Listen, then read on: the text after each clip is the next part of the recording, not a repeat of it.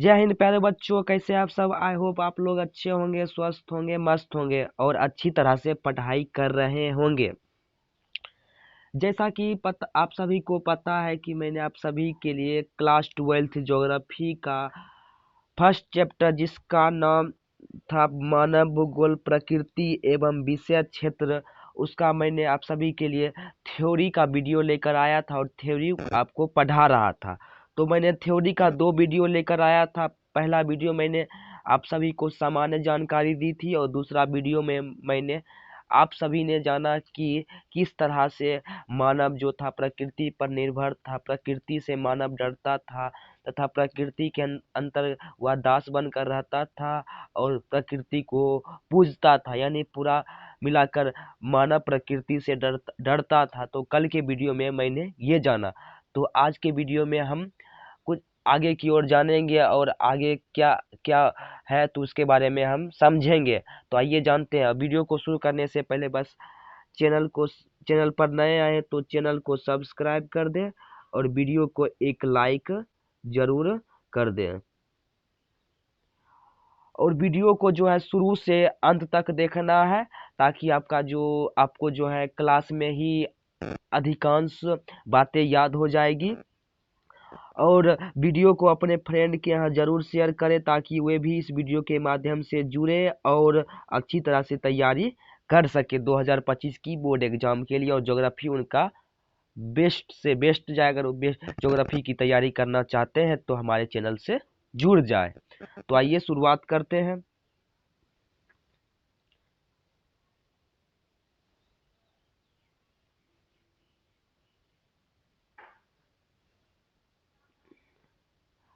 आज जो है हम यहाँ से समझेंगे।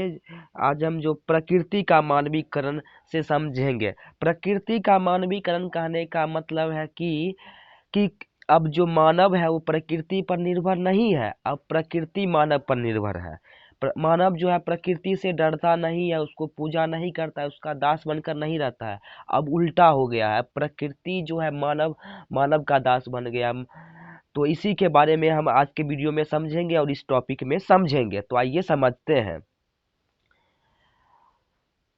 समय के साथ साथ लोग अपने पर्यावरण तथा प्राकृतिक शक्ति को धीरे धीरे समझने लगते हैं।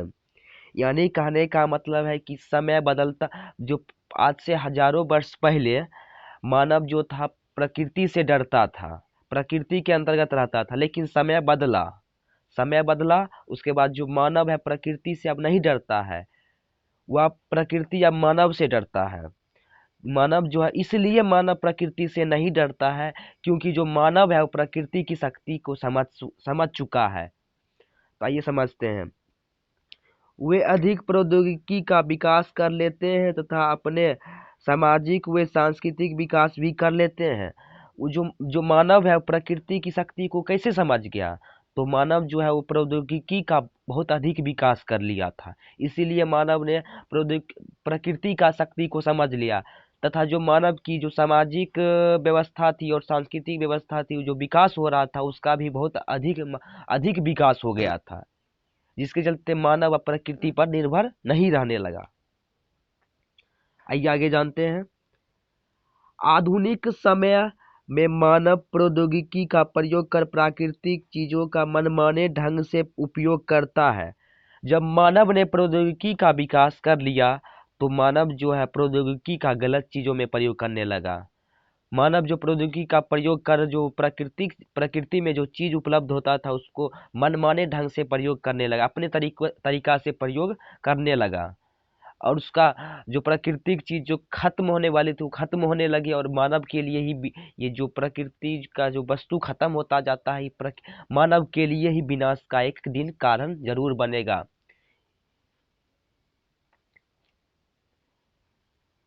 आगे, तथा संसाधनों के उपयोग में प्रौद्योगिकी ने ही अनेक संभावनाओं को जन्म दिया है। मानव जो आज प्रकृति में जो उपलब्ध संसाधन है उसका जो उपयोग कर रहा है मानव, तो इसके पीछे सबसे बड़ा हाथ है प्रौद्योगिकी का विकास का। आज जो मानव संसाधन का उपयोग कर रहा है, अगर मानव प्रौद्योगिकी का विकास नहीं करता तो मानव आज प्रकृति में उपलब्ध संसाधन का प्रयोग किसी भी हाल में नहीं कर पाता। तो समझ गए हैं यहाँ तक? आइए आगे जानते हैं। मानव भूपटल के अधिकांश भागों पर सांस्कृतिक भूदृश्यों का निर्माण कर वहां अपनी छाप छोड़ता चला जाता है। पहले हम यहाँ समझते हैं कि ये जो सांस्कृतिक भूदृश्य क्या होता है। सांस्कृतिक भूदृश्य को हम पहले समझेंगे, तो आइए समझते हैं। सांस्कृतिक भूदृश्य से पहले हम जानेंगे भूदृश्य किसे कहते हैं। भूदृश्य कहने का मतलब है कि पृथ्वी जो है, पृथ्वी के अंदर कई भागों पर कुछ ऊंचे ऊंचे पहाड़ हैं, तो बड़े बड़े मैदान हैं, तो कहीं बड़ी बड़ी रेगिस्तान है, कहीं नदी है, कहीं कहीं बड़े बड़े वन है, कहीं ऊंचा जमीन है, कहीं नीचे जमीन है। तो इसी को ही कहा जाता है भूदृश्य। भूदृश्य को दो भागों में बांटा गया है, एक प्राकृतिक भूदृश्य, एक सांस्कृतिक भूदृश्य। प्राकृतिक भूदृश्य कहने का तात्पर्य है कि प्रकृति द्वारा निर्मित चीजों को प्राकृतिक भूदृश्य कहा गया, और मानव द्वारा निर्मित भूदृश्य को सांस्कृतिक भूदृश्य कहा गया।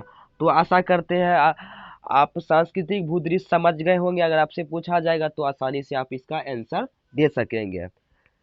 तो जो मानव था, जो मानव सांस्कृतिक भूदृश्य का इतना विकास कर लिया कि वह सांस्कृतिक भूदृश्य का जहां भी प्रयोग करता वह वहां पर अपना छाप छोड़ देता। इस प्रकार प्रकृति पर मानवीय प्रयासों की छाप पड़ते जाने से धीरे धीरे प्रकृति का मानवीकरण हो जाता है।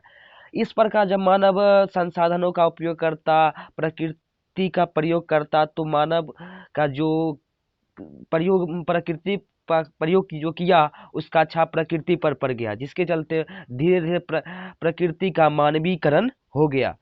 तो आशा करते हैं आप समझ गए होंगे प्रकृति का मानवीकरण। अगर आपसे पूछा जाएगा तो प्रकृति का मानवीकरण तो अपने भाषा में आसानी से दे दीजिएगा, कि जो हम लिखा है वो नहीं दीजिएगा तो कोई बात नहीं, लेकिन अगर आप समझ गए तो अपने भाषा में भी लिख सकते हैं कि समय के साथ मानव ने प्रौद्योगिकी का विकास कर लिया। अब मानव प्रकृति पर निर्भर नहीं रहता है, वह प्रौद्योगिकी का विकास कर लिया और सामाजिक व्यवस्था को भी विकास कर लिया। अब मानव जो है प्रकृति की पूजा नहीं करता, मानव प्रकृति का दास बनकर नहीं रहता है, मानव प्रकृति को अपना दास बना लिया है, प्रकृति मानव के अनुसार चलता है। तो इसको आप लिख दीजिएगा, आपको नंबर पूरा फुलफिल मिल जाएगा।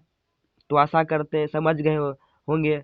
अब थोड़ा जान लेते हैं इसका जो एग्जाम्पल है, एग्जाम्पल के व्यू से अब थोड़ा हम समझ लेते हैं।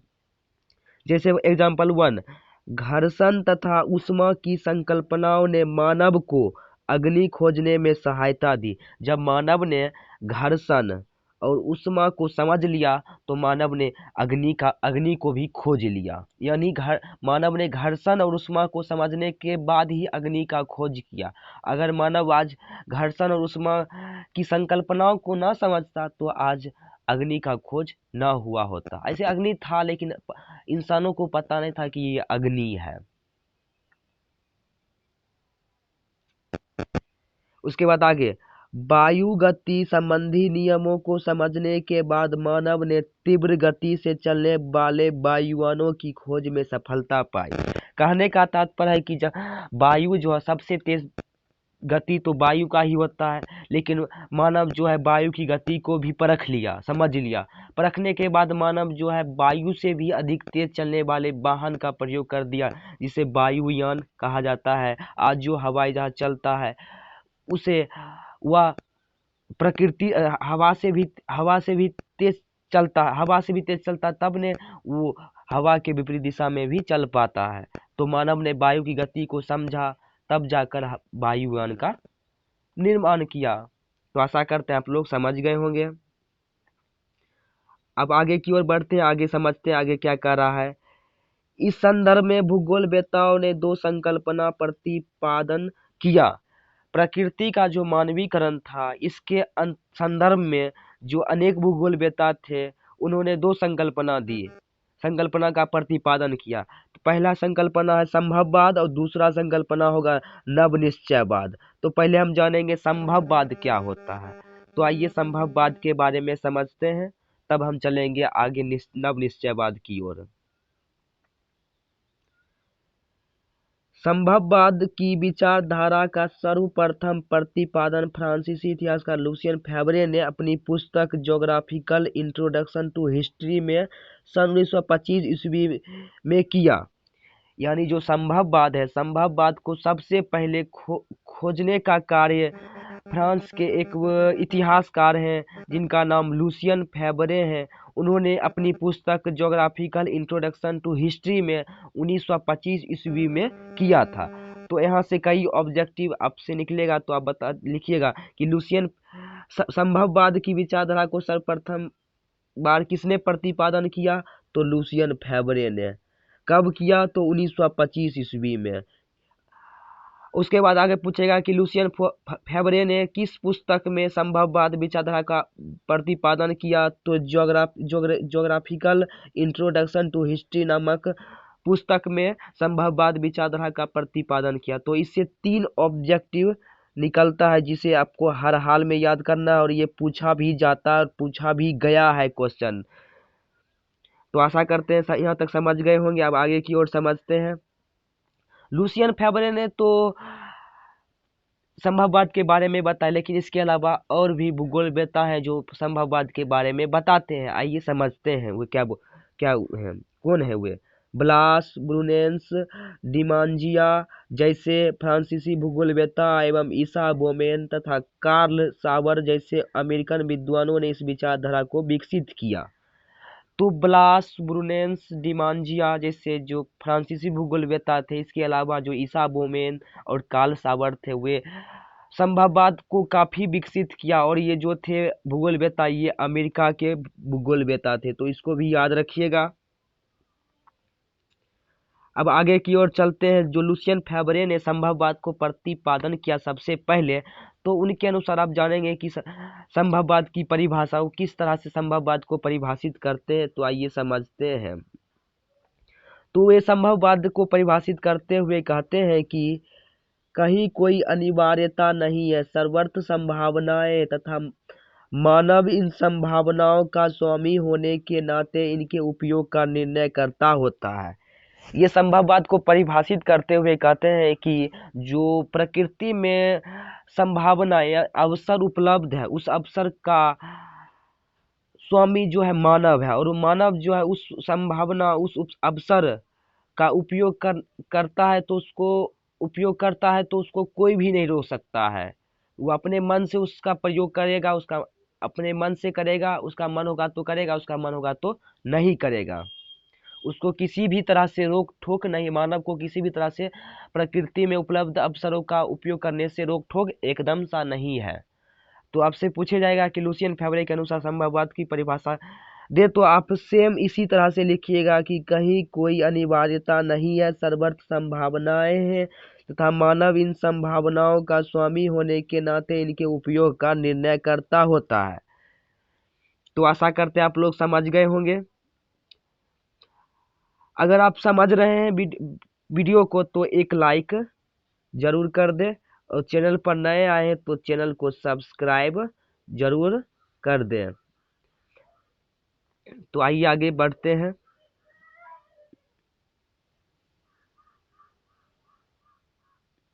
लुसियन फेवरे के अनुसार जो संभववाद को परिभाषित किए थे वो हमें जान लिया। अब हम जानते हैं आगे की ओर, जानते हो आगे क्या बोलते हैं। आगे आगे समझेंगे। जो फ्रांसीसी भूगोलवेत्ता विडाल डी ला ब्लास को भौगोलिक अध्ययनों में संभववाद विचारधारा का प्रतिपादक माना जाता है। जो विडाल डी ला ब्लास हैं, जो फ्रांस के एक भूगोलवेत्ता थे, वे जो भौगोलिक अध्ययन में संभववाद विचारधारा का प्रतिपादन किया था। जिस लुसियन फेवरे जो थे, वे संभववाद के विचारधारा का प्रतिपादन इतिहास में किया था। ये जो विडाल डी ला ब्लास हैं, वे भूगोल में किए थे। तो आपसे पूछा जाएगा कि संभववाद विचारधारा का प्रतिपादन कौन इतिहासकार किया? तो लुसियन फेवरे ने। यही पूछा जाएगा कौन भौगोलिक भूगोल बेता ने किया तो विडाल डिला ब्लास ने। तो दोनों को ध्यान में रखकर याद कीजिएगा। आप इसमें कंफ्यूज होंगे लेकिन कंफ्यूज मत होइएगा। उसके बाद ब्लास जो है विडाल डिला ब्लास मानव को एक सक्रिय भौगोलिक कारक मानते हैं। जो विडाल डिला ब्लास है वो मानव को एक एक्टिविटी एक्टिव भौगोलिक कारक मानते हैं, मानता नहीं, एक्सपेक्ट। अब जानते हैं विडाल डिला ब्लास के अनुसार संभववाद की परिभाषा। पहले हमने जाना था कि लुसियन फेवरे के अनुसार संभववाद की परिभाषा। अब हम जानेंगे कि विडाल डिला ब्लास किस तरह से संभववाद को परिभाषित करते हैं। तो आइए समझते हैं। तो विडाल डिला ब्लास संभववाद को परिभाषित करते हुए कहते हैं कि प्राकृतिक वातावरण में अनेक संभावनाएं विद्यमान रहती है तथा इन संभावनाओं का उपयोग पूर्णतः मानवीय चयन पर निर्भर करता है। यानी कहने का तात्पर्य है कि प्राकृतिक, ये भी बोलते हैं कि प्राकृतिक में बहुत सारे उपसर उपलब्ध हैं, लेकिन इस उपसर का उपयोग पूर्ण रूप से मानव पर निर्भर करता है। मानव का मन हुआ तो इस अवसर का उपयोग करेगा, मानव का मन ना हुआ तो इस अवसर का उपयोग नहीं करेगा। तो आशा करते हैं आप लोग समझ गए होंगे संभववाद। विडाल डिला ब्लास के अनुसार आपसे पूछा जाएगा कि संभववाद को परिभाषित करें तो आप इसको लिख दीजिएगा। और अगर आपसे पूछा जाएगा लुसियन फेवरे के अनुसार संभववाद को परिभाषित करिए तो आप इसको लिख दीजिएगा।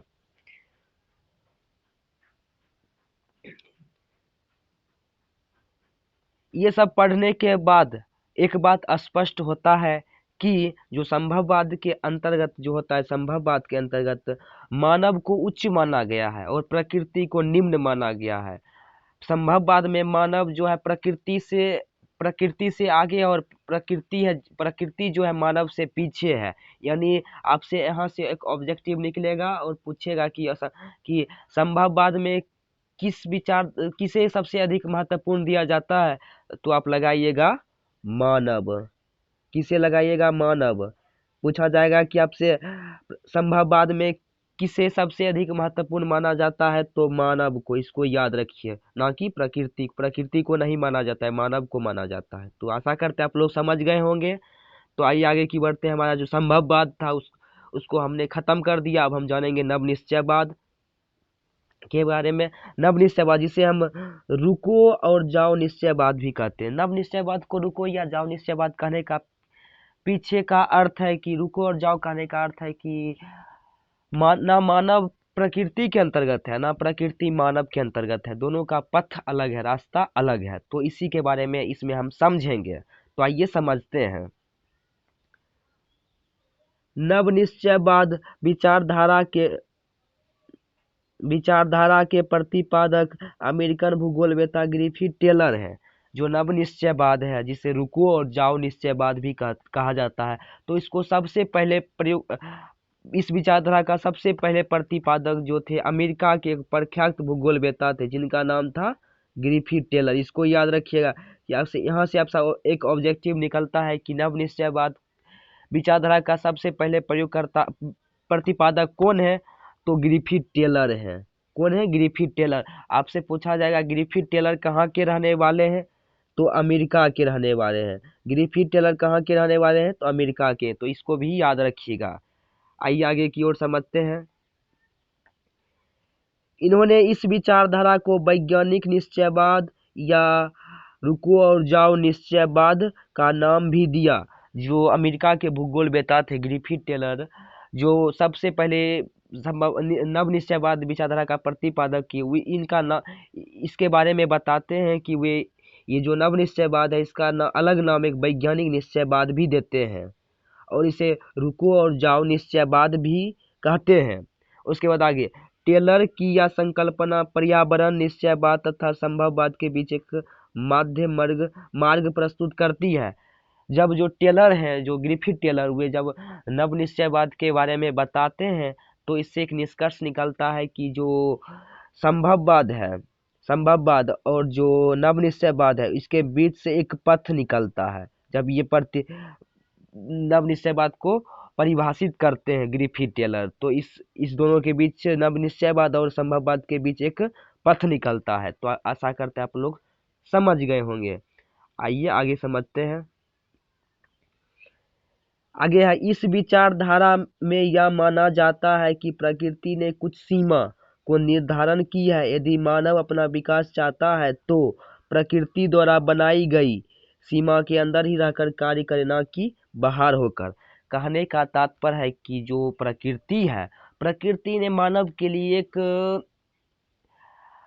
सीमा का निर्धारण किया है। अगर मानव चाहता है कि मानव विकास करे तो मानव को प्रकृति द्वारा बनाई गई जो सीमा है उसके अंदर ही रहकर कार्य करे, तब जाकर वह विकास करेगा। अगर वह प्रकृति द्वारा बनाए गए सीमा को लांघता है, पार करता है, तो वह उसका विनाश हो जाएगा। इसीलिए कहा जाता है कि प्रकृति के साथ कभी भी छेड़छाड़ नहीं करना चाहिए, नहीं तो अपना ही विनाश होगा। तो आशा करते हैं आप लोग समझ गए होंगे। आगे की ओर समझते हैं, आगे क्या है। आगे हम समझेंगे कि ग्रिफिथ टेलर के अनुसार नवनिश्चयवाद की परिभाषा, यानी वो किस तरह से नवनिश्चयवाद को परिभाषित करते हैं। तो आइए समझते हैं। तो जो ग्रिफिथ टेलर ने अपनी पुस्तक ज्योग्राफी इन 20th सेंचुरी में नवनिश्चयवाद विचारधारा का उल्लेख करते हुए लिखा है। जो ग्रिफिथ टेलर हुए नवनिश्चयवाद को परिभाषित, जो नवनिश्चयवाद के बारे में अपनी पुस्तक जिसका नाम है ज्योग्राफी इन 20th सेंचुरी, उसमें लिखते हैं नवनिश्चयवाद के विचारधारा के बारे में लिखते हैं। तो उस पुस्तक में वे लिखते हैं कि मानव किसी देश के विकास को तीव्र, कम या रोक सकता है, लेकिन यदि वह बुद्धिमान है तो उसे प्राकृतिक वातावरण द्वारा निर्देशित दिशा से नहीं हटना चाहिए। कहने का तात्पर्य है कि मानव सब दुनिया में सबसे शक्तिशाली मानव है। अगर मानव चाह लेगा तो किसी देश के विकास को कम कर सकता है, रोक सकता है और बढ़ा भी सकता है, तीव्र भी कर सकता है। लेकिन मानव अगर बुद्धिमान है तो मानव को प्रकृति के द्वारा दिखाई गई दिशा पर ही चलना चाहिए, तब जाकर वो मानव विकास करेगा, वह देश विकास करेगा। यानी कहने का तात्पर्य है कि मानव चाहेगा तो किसी भी देश को विकास करवा सकता है, किसी भी देश को गिरा सकता है, किसी भी देश के विकास को रोक सकता है। लेकिन अगर वह मानव बुद्धिमान है, समझदार इंसान है, तो उस मानव को प्रकृति के द्वारा, प्रकृति उस मानव को जो दिशा दिखा रही है, हमें जो दिशा दिखा रही है, तो उसी दिशा पर चलना चाहिए, ना कि प्रकृति द्वारा दिखाई गई दिशा से भटक जाना चाहिए। भटकने के बाद हमारा ही विनाश होगा। तो ग्रिफिथ टेलर है इस तरह से नवनिश्चयवाद को प्रतिपादन करते हैं। तो ये सब के पढ़ने के बाद ये निष्कर्ष निकलता है कि नवनिश्चयवाद लिख देते हैं।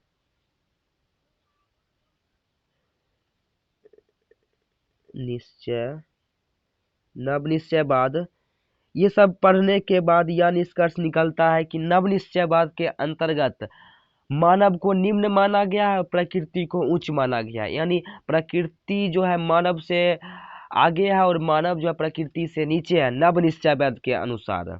वही आपसे पूछा जाएगा क्वेश्चन यहाँ पर कि नवनिश्चयवाद के अंतर्गत किसे अधिक महत्वपूर्ण माना गया है, तो प्रकृति को। किसे माना गया है, तो प्रकृति को। तो इसको भी याद रखिएगा। अगर आपसे यहाँ से एक ऑब्जेक्टिव निकलता है कि आपसे पूछा जाएगा नवनिश्चयवाद में किसे सबसे अधिक महत्वपूर्ण माना गया है, तो प्राकृतिक को, और संभववाद में किसे सबसे महत्वपूर्ण माना गया है, तो मानव को। तो आशा करते हैं आप लोग समझ गए होंगे। अगर समझ गए हैं तो वीडियो को एक लाइक जरूर कर दें, और चैनल पर नए आए तो चैनल को सब्सक्राइब जरूर कर दें। तो हमारा जो वीडियो है आज यहीं तक रहने देते हैं, और वीडियो को हम यहीं पर ख़त्म करते हैं, द एंड करते हैं। और वीडियो को हम फिर कल नए वीडियो के साथ आएंगे। और जो हमारा जो चैप्टर है मानव भूगोल प्रकृति एवं विषय क्षेत्र, उसको हम ख़त्म कर देंगे। उसके बाद जो हमारा है थ्योरी का वीडियो ख़त्म हो जाएगा। उसके बाद हम आपको सब्जेक्टिव करा देंगे, उसके बाद हम आपको ऑब्जेक्टिव करा देंगे, उसके बाद हमारा ज्योग्राफी का पहला चैप्टर खत्म। तो वीडियो आपको कैसी लगी है, समझ आया तो वीडियो पर कमेंट जरूर करें, और वीडियो को अपने फ्रेंड के यहाँ जरूर शेयर करें, ताकि वे भी इस वीडियो के माध्यम से जुड़े और वीडियो और ज्योग्राफी की अच्छी तरह से तैयारी कर सके। तो वीडियो को एक लाइक कर दिए, चैनल को सब्सक्राइब कर दिए, बहुत अच्छा। वीडियो को अब हम यहीं पर ख़त्म करते हैं। ठीक है बच्चों, बाय बाय, कल मिलते हैं।